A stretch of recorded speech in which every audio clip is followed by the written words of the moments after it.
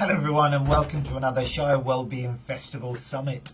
And today's topic is something that is super interesting, or certainly interests me, and it's all about technology and health technology specifically, and how can we use modern technology to enhance and to enable our well-being.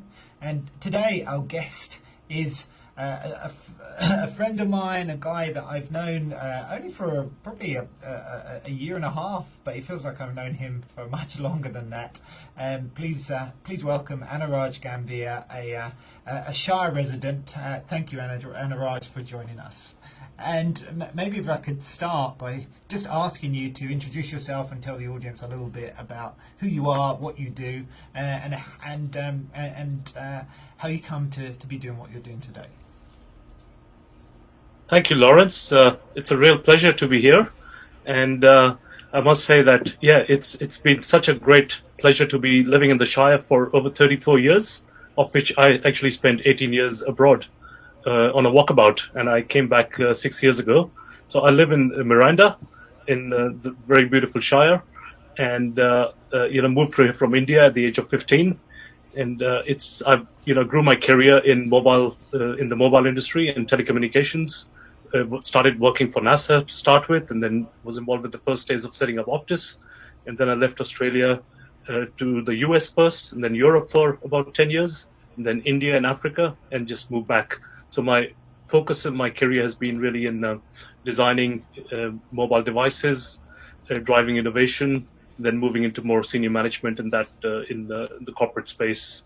And then for the last 10 odd years, I've really been on my own, mentoring startups, teaching innovation and entrepreneurship, and also working very closely on some various consulting gigs around the world. Wow, so fascinating. So you've lived and worked in how many countries? It feels like you've that was a long list there. It's over 20 countries actually. Yeah. Over 20 countries. Wow. But come back to I've lived in Australia. about 7-8 countries, but I've worked also and then had very close, it's hard to count actually. Yeah. Wow. So if we talk, this is a health and well-being festival, and you clearly have a huge amount of experience working in telecoms and big industries, and I know have a lot of focus around innovation. How do you see the role of technology in supporting health and well-being? I know there's a lot of, if I frame that question a little bit more deeply, I know there's a lot of fear, if you like, around technology and artificial intelligence and some of these concepts taking away humanity. But I know you have a very different perspective, and I'd love you to share that with our audience. Sure, Lawrence. So I think technology can obviously be used both ways, for the good and for the bad. And I think if we're really seeing some amazing applications of technology, and we really talk about it as exponential growth of technology application. And what we're seeing is the mega trend of digitization. So anything that can be digitized goes through what we call actually a 6Ds of Diamandis and Kotler. And by that, I mean, from digitization, we move into a phase of deception, and then it goes into a phase of disruption, and then demonetization, dematerialization, and eventually democratization. So it's that last phase where we really see that technology can be used by the masses for great application. And I think what we're really seeing in the healthcare space is the mass deployment of technologies moving from medical, sophisticated B2B spaces right into a consumer level or prosumer level, area, which is where we've seen a lot of this great movement of wearable technologies and the applications in multiple spaces. Cool. So you talk about wearable technology, and clearly there are so many. This market seems to have really exploded over the last 5 years in particular. But can you give us examples of what an individual can do using technology? I've been quite interested in some of the sleep applications, for example. I know there's a number of different devices that can help you monitor and measure your quality of sleep, which is something we all struggle with at different points in our life. But I'd love some examples that you've seen of technologies or devices that are available right now that can help us understand ourselves in a way that perhaps was never before possible. In fact, it never was before. It never was possible before to be able to gain some of the personal insights that we can now have. Yeah. So, we're really seeing the space or the world of wearables taken on this world big time. And I think we've really seen many things from head to toe being connecting us. So we call this very loosely innables, artables, and wearables. And the wearable space is really where we're really seeing that they're moving from the common wrist-worn wearables, which I think many people have been looking at fitness trackers from the Fitbits and so forth, to a lot more meaningful devices, which are monitoring your health. And health is really, I'll just give a quick trend on health. We talk about healthcare moving from the real old sick care model to a true healthcare model, and that's where technology is really helping us. So we're seeing that shift happen so rapidly, where wearable technologies are able to quantify us from the self-help health to the quantified self, as we call it. And there are many examples, of course, of technologies beyond the typical wrist-worn wearables. And I think the one you first referred to was about sleep monitoring. And I have this device right here, actually called Sleep Shepherd, which actually I put around my head. So I can just quickly show that. I put it around my head like that while I'm sleeping.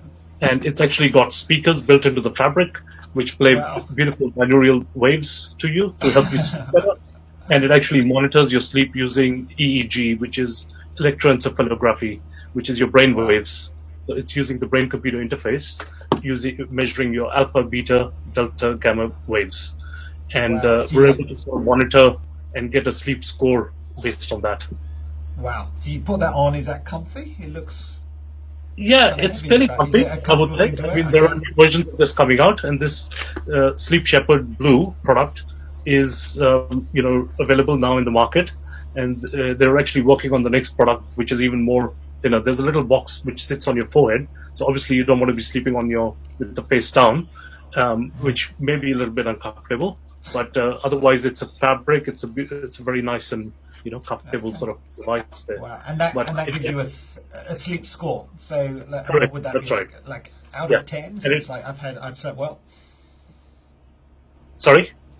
So the score, would that be like a score out of 10? A 10? No, it's out of 100. Well? So it's out of 100. Okay. That's right. Yeah. So it gives you a detailed understanding of your REM sleep, your deep sleep, your light sleep stage, and it's got kind of a sleep lab integrated in there, which will then help you understand and decipher your entire patterns and how well you slept. So basically, it also wakes you up to your natural body clock rather than your a chronological clock, based on the alarm that you can set with it. From playing from the speakers in the fabric. I like that. I really like that. Are there any other examples of devices that you've seen? Sure, I've actually got lots of devices sitting right around me, so I can. Well, please, do show us some. Yes. Definitely, yes. So I've got this other one which is called Life Band, and this is a wrist-worn wearable which actually does full heart health. This one actually does blood pressure on the wrist also. So at the moment you can see here ECG on the screen, and it's again using it based on a kind of a light model, and I'm able to look at my heart health in terms of my stress levels, my mood levels, and even my heart age. It can give me. So really? And this is in real time. So you wear this on your wrist. Exactly, you wear it on your wrist. So it's measuring a parameter called the heart rate variability, which is a measure of physiological stress. And you can see there, you can actually see live ECG coming on the screen when I'm wearing it. And then even your borrow that one. Okay, yes, that's right. And your stress level, and then even your breathing levels, and your heart age eventually. Yeah. And by heart age, what do you mean by that? So is that like a biological age? Is that what you're yes, exactly. Yeah. So that's kind of how young your heart is and how well it's pumping. Based on that, it gives a figure. Like, for example, it told me 28 years old for me. And 28 years, excellent. So your heart is 28 years old. Oh, that's wonderful. That's right. Yes. Yeah. Okay. Not that you're not 28 chronologically, but well, yes. a few years older well, than that. I'm turning 50 this year, so yeah. Seriously, wow. It's a couple of months. That's right. So that's good. So clearly you've been doing something right to support and protect your heart. Cool. So, Yes, so you can measure your sleep using these technologies, and that gives us insight to improve our sleep, which I know is correct. such a foundation of health and well-being. And you can That's right. track your heart health, which sounds Yeah, clearly a good thing to have. And that, I guess, touches on what you were saying about the democratization of healthcare. I like yeah. that. I think that's a good term. What other devices Okay, have you seen? sure. So I've got another very interesting device here, which is not really a wearable, but it's a great handheld palm-based device. So it's called Skier by a company called Consumer Physics, and what it does is it's a molecular spectrometer. So imagine an electron microscope that costs tens of thousands of dollars is democratized on your palm for $1,200, and it uses a Wow. technology called near infrared, and I can point that to a piece of fruit or food and see how fresh it is, for example. So it gives me Really? the fat Wow. This is levels, incredible. carbohydrate levels, and so therefore, it even does body fat, for example, body fat percentage and so forth. So Wow. it's So you actually can. a great device to measure to look at nutrition information. That's great. And let me just make sure I understand this. So you can take that device into a supermarket or into a store, point it at any product, any fresh product, Yep. and it will give you the macronutrients. So it will tell you the carbs, the protein, the fats. In other words, Exactly, yeah. is So that it right? has Wow. basically built-in applets, and you can design, and I can look at, for example, mostly fruits and cheese and other, meats, for example. It's already doing those, and it also can recognize certain pills, so paracetamols and so forth. So in case Brilliant. you've And got did, mixed up, certain number of, uh, you know, uh, pain relievers, it can actually recognize them also. well, that's good. And did you say it can also measure the freshness? Because I know there's been a lot of publicity about how fresh certain produce are, how long they've been in Yeah, I transit, think I and mean that's something you determine from the what you measure basically. So it's not giving you an actual score on freshness, but I think it's probably the next level, and I would say that's probably coming up very soon in the okay, in terms of that's the next step. analytics Okay, that it can derive from the measurements it's doing of the different parameters. okay, so let me just kind of take a step back. So, with technology today, we can measure our sleep, we can measure our nutrition to make sure that the food we're eating is has got the best quality nutrition for our bodies. You Yeah, can measure your organ health. I think you said heart health definitely, but I think you also mentioned blood pressure, hmm which is pretty cool. And we know we can measure movement in terms of some of those, I guess early devices like the Fitbit in its first original form as well. Are there any that's other right. devices, other things, other insights that we can get from Sure, these sure. wearable I mean, there are devices? whole range of devices to help reduce your stress and anxiety. And I mean, here's one called AO, and this is actually a very interesting device which uses blue light therapy. So it's Right, actually something which will it's got different programs which will help you increase energy, for example, or reduce jet lag, or even help you sleep better. So you put that on before, and it uses a very specific frequency that it sends a blue light as a therapy to in front of your eyes. So I put that on my, right above here, and right. it's helping me, boost myself in terms of whatever activity I'm trying to do, and it's got different programs for that. So there's So that's that sort of so realm That's which we have. interesting. Maybe we could stick on that point around anxiety and stress because that is a big issue for many people. So that is a device that will help to calm you down. I guess you're using the blue light. I think That's you right. said the watch gives you a measure of your stress levels. Is that did I mishear that, or No, are there other that's correct. devices Yeah, that? it does. It does. Yes. So it's using heart rate variability, but it's measuring it Okay, from your wrist in that case. I mean, I can also measure it from different other places. So there's another one which can measure it from your ears. So that's a hearable.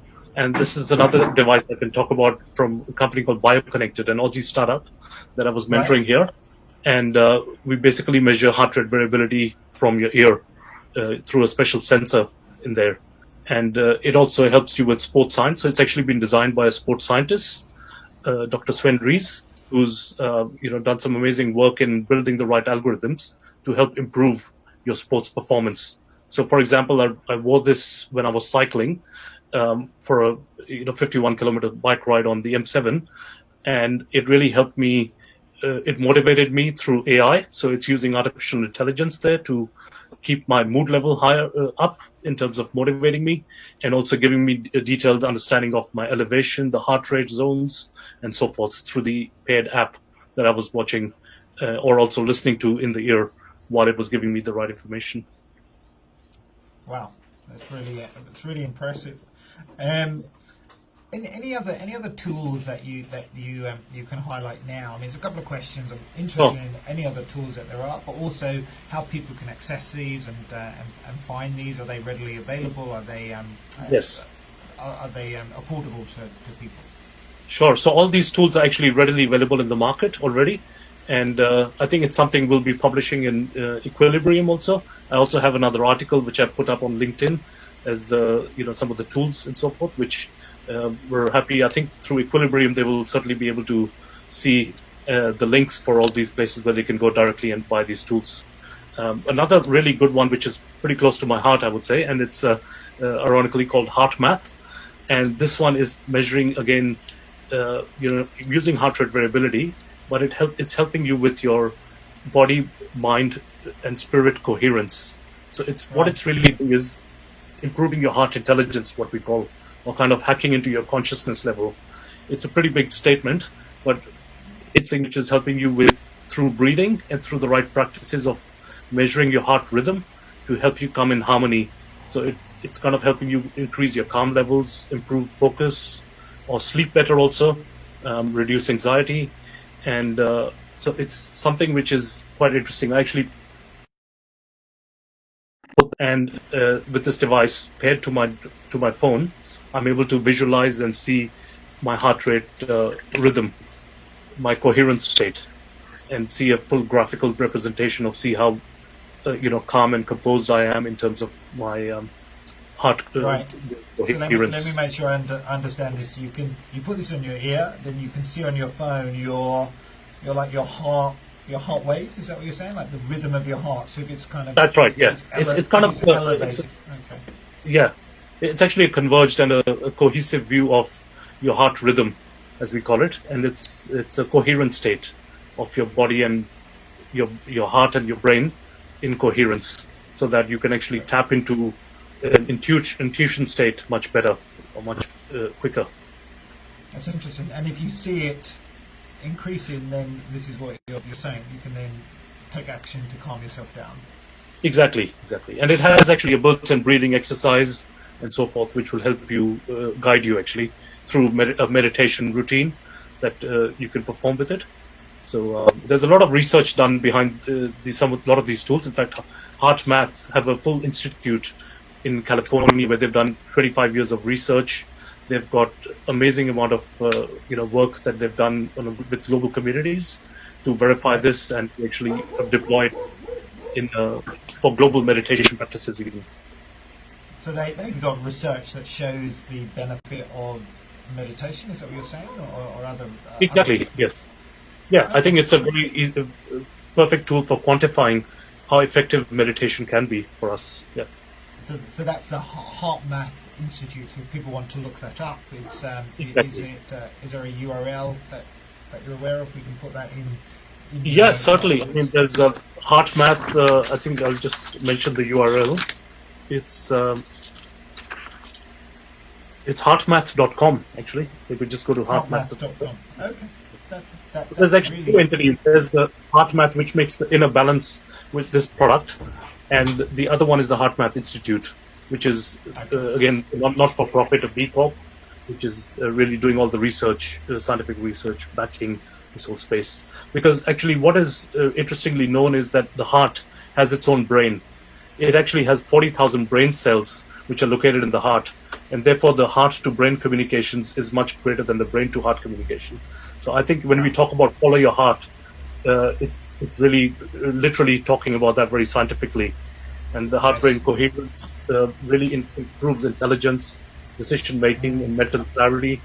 There are so many proven areas that they've impacted in creativity. Which is good. I mean, in many ways, what they're doing is proving that the body is a whole system connected with the mind and the brain, And I guess in our society, we've got used to having everything broken down, that we lose the fact that the heart is connected to the brain, even though logic and intuition will tell you that. And now technologies such as the tools that you've described are helping us to understand the connection. That's really fascinating. Exactly. Yeah. Cool. Okay, we're almost out of time, but I'd like you to, there's one concept that I know you've been championing a lot recently called white mirror, and I'd love you to, in a couple of minutes, just share what that is, because I find it a very inspiring concept, and I'd love you to just outline what it is and how you came to develop it. Sure. So white mirror is actually a concept that I've just deployed based on, or came up with based on Black Mirror. And I don't know if you've seen Black Mirror on Netflix as a series, which actually showcases the great and very powerful use of technology. Unfortunately, it is dystopian. It gives a very negative connotation. So it's almost like Terminator plus in many regards. But it has some great glimpses of how technology can actually be flipped over for the great use of for mankind. And it's really that concept, how we can elevate humanity with the right positive psychology. So it's moving from dystopian to utopian, from scarcity to abundance, from isolation to a connected state. So I think everything that we are noticing right now, we need to really bring out that positivity and that optimism. And that's kind of what this white mirror concept is doing. It's about creating a whole big phenomena, very immersive sort of perspective. It's going to be much more than a multimedia-driven documentary. It'll be a transmedia-driven, immersive tool set and a living and breathing platform of sorts, where actually I've had a lot of interest from filmmakers and from different players to come together. And I think we're already evaluating various technologies in virtual reality and extended and mixed reality to see how we can bring it to life in many different forms and have people not just telling a story, but being part of the story and living the story and being able to impact humanity at large. And in fact, this pin I'm wearing right here is actually the United Nations Sustainable Development Goals, the SDGs. And SDG 3 and 4 is what I'm working very closely on, which is health and wellness and future of learning and education. And those are the big areas that we're looking at through White Mirror. Because this year I was very fortunate to be involved with the World Economic Forum event in Davos. And we had various events like Wisdom Health, and we've actually started, and White Mirror is something which we are really looking at growing and bringing to that global stage with the United Nations. Awesome. Wow. So we will watch this space, but it certainly sounds fascinating and interesting. And thank you very much, Anuraj, for sparing some time to join our summit and to share so many insights. So where can people find you if they want more information, or they're inspired by some of the tools and the technology? I know there's a huge number of tools out there and wearables out there, and I know you spend a lot of time researching and understanding this space. Sure. So, like I was saying, I'm very active fairly active on LinkedIn, and that's where I publish both these articles. So I've got the Tech Tools for Total Wellbeing, which is that guide of many tools, and there are so many others which we did not have time, but things which can improve your brain, like make you more intelligent, like this one, the Halo 2 Plus. But I've described let's quickly touch on that one then, actually, because when you say makes you more intelligent, I can hear everybody in the audience saying, no, you must tell me this one. So quickly before we end, okay, sure. Just let's end on the how to make yourself more intelligent. What does this tool do? Right, sure. So there's this term called transhumanism, where we talk about super longevity, super well-being, and super intelligence. And what this device is doing, it's actually taking your brainwave, your brain-computer interface to the next level. It sends a low current through your brain, and actually it changes through a state called hyperplasticity. So it actually impacts and triggers all those specific neurons, which can actually improve your motor skills or help regain old skills, or even improve creativity to an extent. So again, it's been scientifically proven. A lot of the work which is happening with this device, it's called Halo 2 by Halo Neuroscience, and I've got that described again in that article, and we'll have, I think, a lot more in equilibrium. And you were just asking earlier about where people can find me. I've got my website called anuraj.io, which is another way to reach out to me. And the White Mirror article also, which I've written, is White Mirror on the Wall what does the future hold for us all, is also very much, if you connect with me on LinkedIn, you'll be able to find it there. Fantastic. Well, thank you so much, Anuraj. It was fascinating to talk to you as always, and thank you everyone for listening. And so check out Anuraj's website, and Anuraj mentioned Equilibrium, which is a 4-part ebook series that we've published. Anuraj has written an excellent article which is coming out in a couple of weeks, and you can download that from totalwellbeing.co. See you next time. Thank you.